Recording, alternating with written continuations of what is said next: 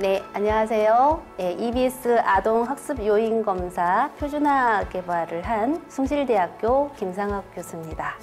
네, 만나서 반갑습니다. 기존에 알고 있는 학습검사에 대한 부분은 기초학력이라고 하는 국어에 대한 부분, 그래서 언어라고 표현하고요. 수리 영역에 대한 논리적인 부분 플러스 다양한 요소를 조금 파악하는 검사가 주로 있습니다. 근데 EBS에서 개발한 이 아동 학습 요인 검사는 실제로 아이들의 학습적인 부분과 또 학습적인 부분의 심리, 정서 요인이 조금 더 강화되어서 좀 아이들에 대한 측정을 하는 도구로 개발을 했습니다. 실제로 이제 다른 검사 도구와 좀 차별성이 있는 건 보통 초등학교 고학년 시기 3학년부터 기존의 검사들은 이런 아이들 학습에 대한 부분을 확인하는 검사지가 많이 있는데 저희는 이제 저학년용과 고학년용을 좀 구분해 놓은 것이 좀 차별성이 있다고 할 수 있겠습니다.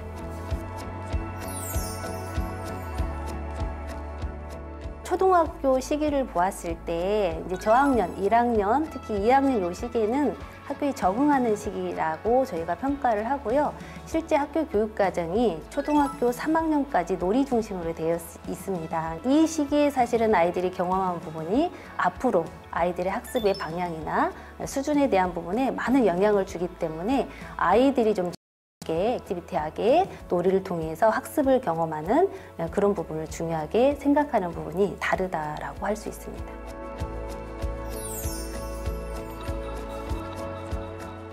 아이들 학습의 전반적인 부분을 전체적으로 사실은 스크리닝 할 필요가 있습니다. 간단한 선별 검사고요. 일반적으로 아이가 어떠한 학습 심리 플러스 학습에 대한 어떤 자신감, 적응이 이루어지고 있는지에 대한 부분은 부모나 교사가 적절한 어떤 도구를 활용해서 반드시 알고 있어야 된다고 생각을 합니다.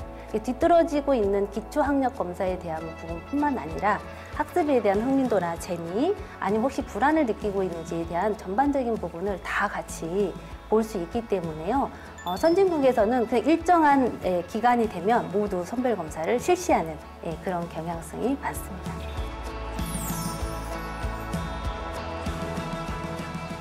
초등학교의 어떤 큰 과업은 학업 능력과 또래 관계 형성이거든요. 그러니까 그 안에서 아이들이 자신의 어떤 주체적인 모습을 계속 만들어갈 것인가 하는 부분이 이 검사를 통해서 보여지고 있고요. 결국에는 자기가 이러한 학습적인 부분에서 내가 이루고자 하는 목표를 만들 수 있습니다. 그래서 이 초동 시기를 봤을 때는 이때 경험한 어떤 학습적인 긍정적인 경험과 학습 습관이 결국에는 우리가 원하는 자기주도 학습, 스스로 자기가 좀 목표를 세울 수 있고요. 이걸 도달했을 때 자신에게 칭찬과 강화를 통해서 또 다른 목표를 잡고요. 또 그걸 또 경쟁하는 친구들과 함께 재밌게 이렇게 해나갈 수 있는 그런 모습이 초등학생 때 필요한, 특히 저학년 때부터 자연스럽게 습관이 되어서 이제 중학교 가면은 상당히 어려운 난이도의 학습을 하게 되는데 그때도 지속 가능하고 또 어렵더라도 끝까지 해내는 이런 아이들로 성장할 수 있기 때문에 초등학교 시기에 이런 학습적인 발판 또 첫걸음에 대한 부분은 상당히 중요하다라고 볼 수 있습니다.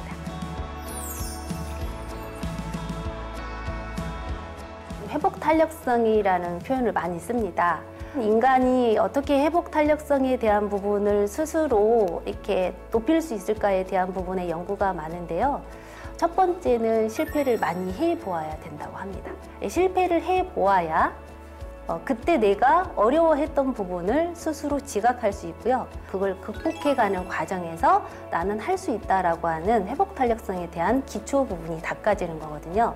이 부분에 있어서 부모님이나 선생님이 해줘야 될 역할은 누구나 다 실패할 수 있고 다 어려울 수 있어. 그런데 그거를 이렇게 잘 해냈기 때문에 더 훌륭한 거야 라고 하는 자기인식에 대한 긍정적인 부분을 피드백해 주시고요. 이제 두 번째는 이 아이가 좀 능동적으로 그거를 어려움을 조금 겪어보려고 하는 시도를 좀 했으면 좋겠습니다. 아이들이 자신감이 없으면 새로운 거에 대한 도전보다는 위축되어 있는 모습을 보이거든요. 그래서 이것이 이것이 이제 효과적으로 나타나려면 아이들이 잘하는 것을 계속 강화시키고 반복해서 정말 능숙하고 정말 전문적으로 잘할 수 있을 때까지 기다려 주시는 거예요. 새로운 학습 진도나 수준에 계속 노출되는 것보다는 아이들이 잘하는 것을 강화해서 내가 잘하는 것에 대한 부분에서 조금 더 확장하는 부분의 어떤 학습적인 전이가 이루어질 때 아이들이 훨씬 흥미도도 있어하고 재밌어하고요. 자기의 어떤 효능감을 맛볼 수 있습니다. 초등학교 시기야말로 가장 많이 실패해보고 가장 많이 성공을 경험할 수 있고 그런 환경을 충분히 선생님이나 부모님들이 제공해 줄 수 있으시잖아요. 아시면서 왜 안 해주시는지 어려운 거 시키지 마시고 좀 아이들이 편안하게 할 수 있는 걸 자꾸 시켜서 이 아이가 좀 자신감을 높일 수 있도록 해주셨으면 좋겠습니다.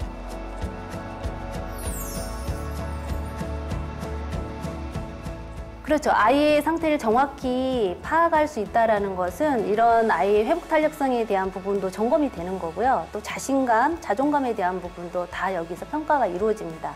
실제로 국어, 수학, 영어 이걸 잘하는 게 아니고 학습적으로 내가 배우고자 하는 동기가 어느 정도인지 또 이 동기의 수준이 정말 높아서 내가 스스로 목표를 세우고 자기주도 학습을 실현하는 아이인지에 대한 점검이 없이 어떻게 너는 초등학교 3학년이니 이만큼 선행을 해야 되고 하는 이런 부분으로 아이를 학습적인 발달을 긍정적으로 이룰 수 있을까요? 사실은 많은 학자들이 연구하고 분명히 말을 했거든요. 자기주도 학습은 아이가 만드는 것이지 부모나 교사가 만들어주는 것이 아니기 때문에 이걸 놓치지 않았으면 좋겠습니다.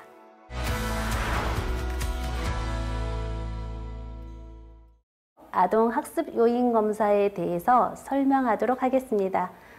EBS에서 이 아동 학습 요인 검사를 실시하기 전에 어떠한 검사인지에 대해서 설명을 해드리는 시간인데요. 우선은 기본적으로는 아동 학습 요인에 대한 개념, 또 왜 이게 필요한지에 대한 필요성을 말씀드리도록 하겠습니다. 두 번째로는 저희가 목적과 또 이어서 구성이나 활용에 대한 부분을 순서적으로 설명하는 시간을 갖도록 하겠습니다.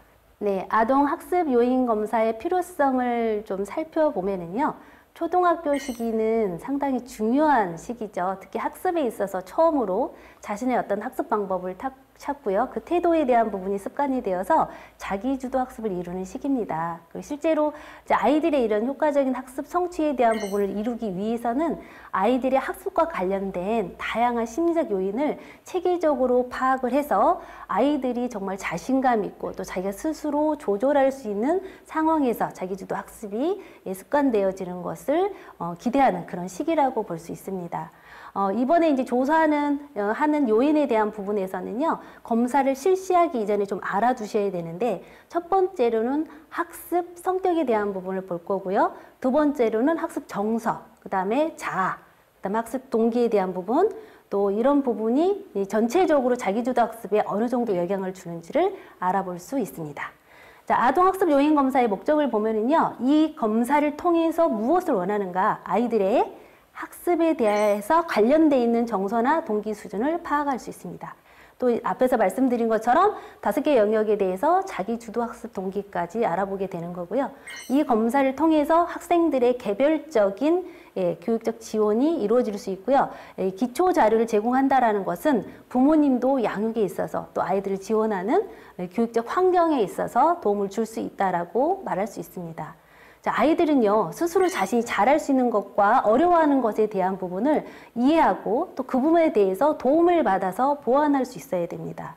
또 아이가 보이는 이러한 행동이라든가 학습적인 태도를 보시고 선생님들은 아이들의 특징에 맞는 학습 전략을 세우셔서 아이들의 수준에 맞는 학습적 지원을 해주시기 필요하겠습니다. 자, 아동 학습 요인 검사의 구성에서 중요한 부분은 저학년과 고학년이 구분되어 있다는 거죠. 그래서 초등학교 1학년부터 3학년까지, 4학년부터 6학년까지 구성이 되어 있고요. 실제 문항수는 발달 연령에 따라 좀 차이가 있습니다. 자, 학생들이 스스로 자신의 평가하는 방법으로 자기보고식으로 검사를 수행하게 되어 있고요. 앞에서 말한 5가지에 대한 학습적 요인, 성격, 자아, 정서, 행동, 자기주도 학습 동기를 측정하게 됩니다. 사실은 이 검사를 하시면 이 검사를 어떻게 활용해야 될 것인가에 대한 부분을 고민을 많이 하실 수 있는데요. 실제 우리 부모님이라고 하시면 우리 아이의 성격과 이 학습에 대한 효과성, 또 어느 정도 효율적으로 아이가 학습을 이뤄내고 있는지에 대한 수준을 이해하실 수 있고요. 또 이러한 부분에 필요한 학습적인 환경을 제공할 수 있습니다.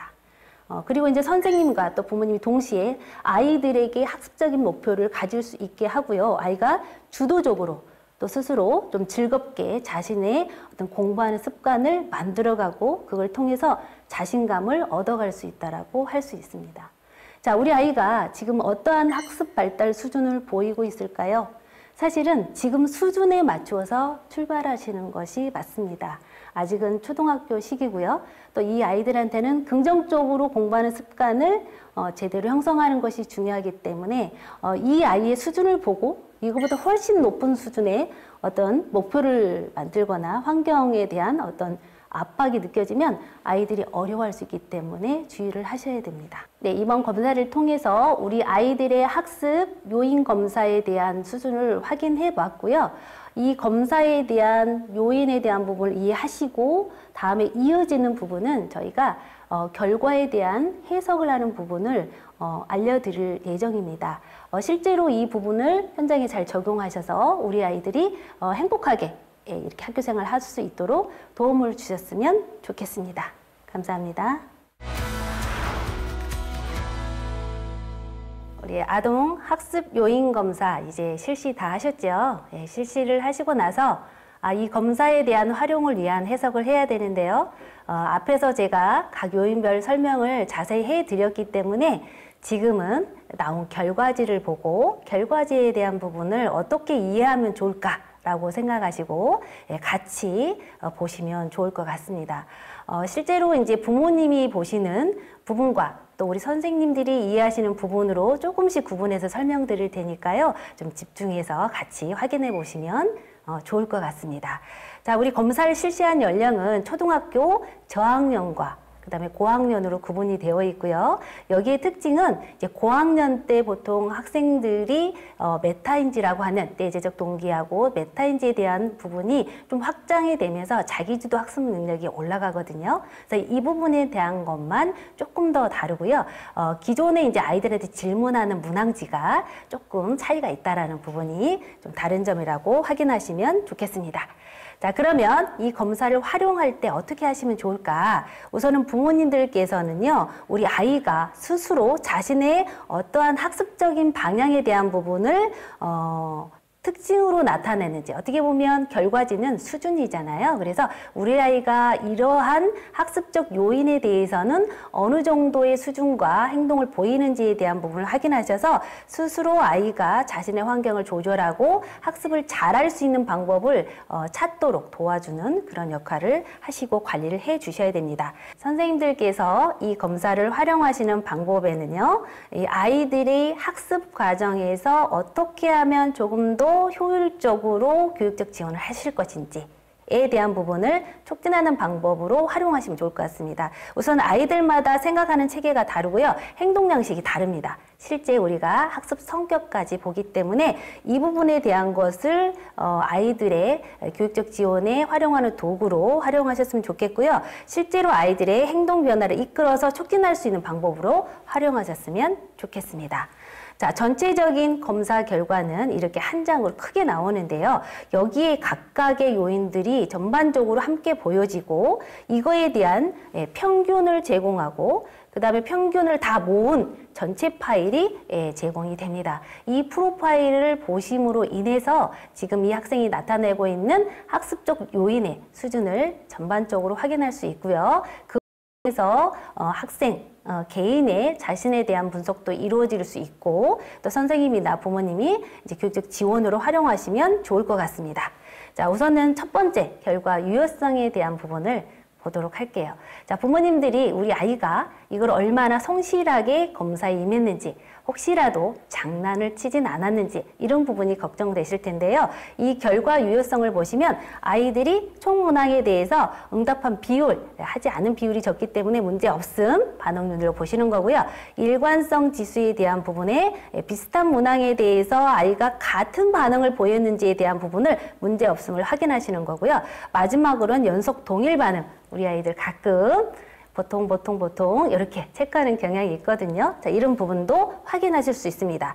그래서 전체적인 종합 유효성은 문제없음으로 확인되시면 이 검사는 결과지를 해석하셔도 됩니다. 검사의 전체적인 점수 분포도에 따라서 저희가 T 점수로 변환해서 점수의 어떤 구간을 정해서 아이들에 대한 점수를 평가하는 것으로 이해하시면 되겠습니다. 자, 전체 학습 요인 프로파일이 제공이 되죠. 이거에 앞서 성격에 대한 부분도 따로 다른 그래프로 제공이 됩니다. 그래서 한눈에 보기 쉬운데요. 우리가 앞에서 학습에 대한 부분 제가 요인 설명드렸거든요. 그래서 첫 번째는 학습 자아, 두 번째는 학습 정서, 행동, 또 자기주도 학습에 대한 수준을 학습 성격과 함께 한눈에 알아볼 수 있게끔 나와 있고요. 앞에서 설명드린 T값의 분포에 따라서 아이들의 그래프가 나타나고 있습니다. 자, 아이들이 보시면 이 아이 같은 경우는 학습적 자아에 대한 수준이 높아요.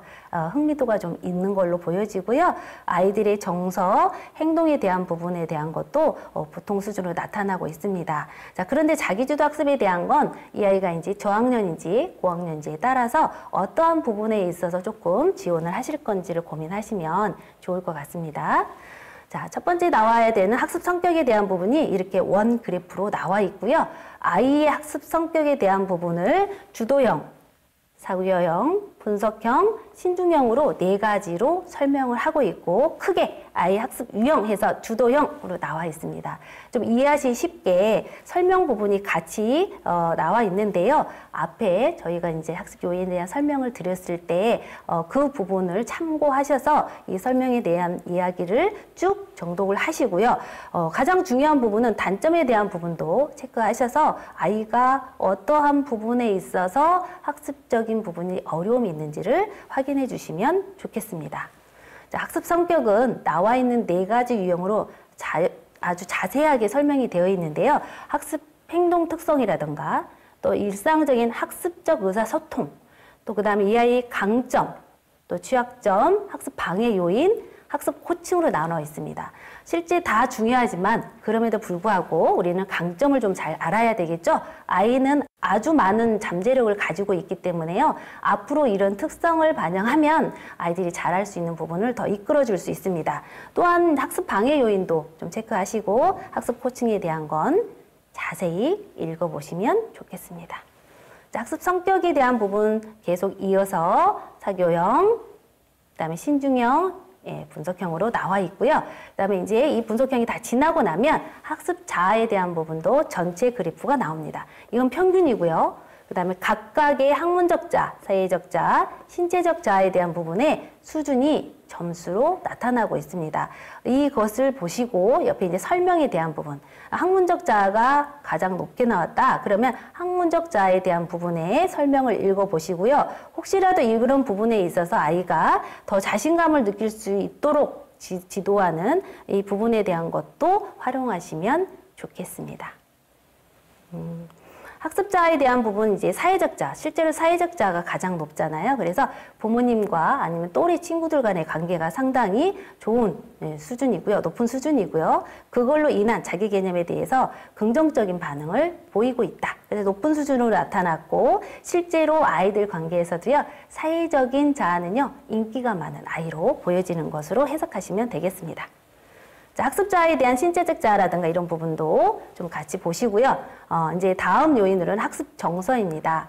아시다시피 학습 정서는 학습의 효율성을 높이는 데 가장 중요한 역할을 합니다. 아이들이 공부할 때는 공부하고 놀 때는 놀 수 있고 또 거기에 대한 부분을 스스로 조절할 수 있다는 거고요. 이 정서에 대한 부분은 평균이 먼저 나와 있고 무기력, 불안, 짜증 이렇게 전체적으로 나와 있습니다. 지금 수준은 지금 보통으로 나와 있는데요. 다른 요인과 다르게 학습 정서는 낮을수록 좋다라고 보실 수 있겠습니다. 그래서 아이들이 자신의 감정이나 스트레스에 대해서 지각하고 표현하는 부분이기 때문에 이 부분에 대한 것도 부모님들이 참고하시면 좋을 것 같습니다. 자, 학습 행동은요. 자, 어머님이나 아니면 우리 이제 선생님 보실 때 이 모든 학습적 요인의 앞에 부분에 나와 있는 것에 대한 결과라고 보시면 되겠는데요. 자, 그러면 우리가 이 결과에 대한 부분이 행동으로 보여질 때 이 아이가 어떠한 요인에서 좀 높은 수준을 보이고 또 낮은 행동, 또 부적응에 대한 행동이 나타난지를 한눈에 보실 수 있습니다. 첫 번째 평균에 대한 부분이 나와 있고요. 아이가 쓰기, 기록하기에 대한 부분의 그 다음에 시간관리 부분, 그 다음에 읽기 부분, 집중 몰입 부분, 또 부모님이 제공한 학습 환경에 대한 부분까지 전체적으로 파악을 하고 있고요. 자, 이 그래프 보시면 우리 어떤 아이가 떠오르세요?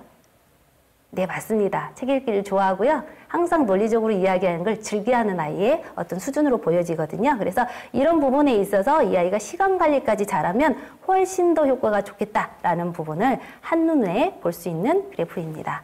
자, 학습 행동은 각각 기록하기, 읽기, 환경, 시간관리, 집중 몰입에 대한 설명이 있기 때문에 이걸 토대로 아이들의 수준을 파악하시고 지원하시면 되겠습니다. 마지막으로 사실 자기주도 학습 동기 수준으로 해서 우리 저학년은 이 내재적 동기에 대한 부분을 봅니다. 실제로 이제 이 그래프에 대한 부분은 이제 고학년의 그래프다 보니 자기주도 학습과 메타인지에 대한 부분을 보고요. 저학년은 내재적 동기에 대한 부분만 그래프로 나온다, 제공된다라고 이해하시면 되겠습니다. 자기주도 학습에 대한 것이 아마 관심이 많으실 텐데요. 아이가 스스로 계획을 하고 나한테 맞는 학습적인 환경을 조절하고 그 다음에 아이가 그걸 통해서 자신을 드러내고자 하는 욕구가 강한 아이, 동기가 높은 아이를 말하는 거고요. 그랬을 때 부모님들이나 선생님들이 적절한 반응을 통해서 아이들 지지해 준다면 아이들이 훨씬 학습에 대해서 즐거운 학습이 되지 않을까 생각합니다. 이거는 이제 검사 결과에 대한 설명은 끝났고요. 결과 보고서와 함께 제공되는 워크시트인데요. 이 부분은 아이가 잘 되고 있는 부분, 어려운 부분 이렇게 이제 구분을 해서 보기 좋게 저희가 제공을 하고 있고요. 학교에 있는 선생님이 학급별로 우리 아이들에 대한 점수를 보기 편하게 전반적으로 유효성에 대한 부분 먼저 보고 이 아이의 성격 보고 나서 각각의 요인별로 이렇게 한눈에 보기 좋게끔 제공하고 있습니다. 그래서 이 부분에 대한 것은 학급 전체를 운영하시는 우리 선생님한테 상당히 필요한 부분이기 때문에 한꺼번에 이렇게 같이 제공이 된다는 부분을 활용하시면 좋을 것 같습니다. 자, 또 하나 이제 제공되는 부분은 우리 선생님들이 상담 및 지도를 활용하는, 그럼 이 어떤 학생들이 학습적 자아가 현저히 낮은 학생인가? 우리가 이제 기존에 봤을 때 낮은 학생들에 대한 명단이 한꺼번에 제공이 되고요. 또 정서적인 부분이 높은 아이, 그 다음에 행동이 낮은 아이, 이렇게 해서 전반적으로 자기 주도성에 대한 부분까지 구분을 해서 내가 우리 반에 어떤 아이들에 대한 부분을 조금 더 지원하고 이해하는 부분이 필요하겠다라는 것을 한눈에 볼 수 있습니다. 이 부분을 활용하신다면 우리 선생님들도 또 우리 부모님들도 우리 아이를 잘 파악하고 이해하실 수 있겠죠. 자, EBS에서 제공하는 아동 학습 요인 검사는 이러한 전체적인 부분을 통해서 우리 아이를 이해할 수 있는 그런 많이 활용하시고 우리 아이들을 이해하는 그런 행복한 그런 학습 또 교육이 되는 시간이 되었으면 좋겠습니다. 네, 감사합니다.